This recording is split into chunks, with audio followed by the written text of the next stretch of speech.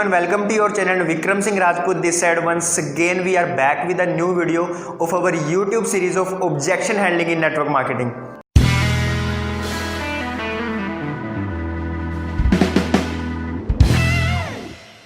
आप में से कितने लोगों को ये लगता है कि नेटवर्क मार्केटिंग एक लीगल पिरामिड स्ट्रक्चर है?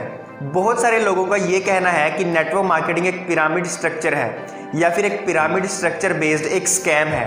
नाउ सी, शेप का और स्ट्रक्चर का लीगल होने या ना होने से दूर दूर तक कोई लेना देना नहीं है।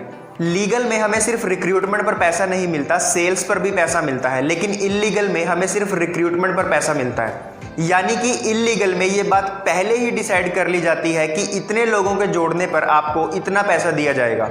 नेटवर्क मार्केटिंग गाइडलाइंस के क्लोज 1 में ये बात लिखी गई है कि कंपनी में ये बात पहले ही डिसाइड नहीं होनी चाहिए कि इतने लोगों को ज्वाइन करवाने से इतना पैसा दिया जाएगा।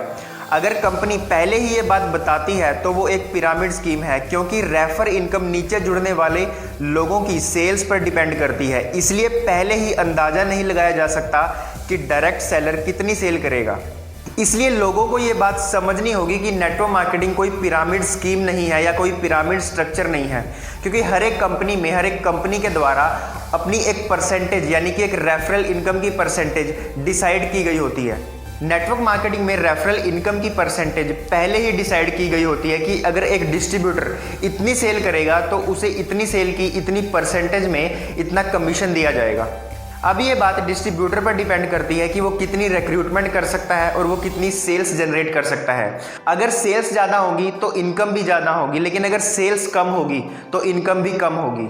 तो अगर आपको कोई ऐसा ऑब्जेक्शन आता है कि नेटवर्क मार्केटिंग एक लीगल पिरामिड स्ट्रक्चर है या कोई पिरामिड स्ट्रक्चर बेस्ड स्कैम है, तो आप इस तरह से उसका जवाब दे सकते हैं।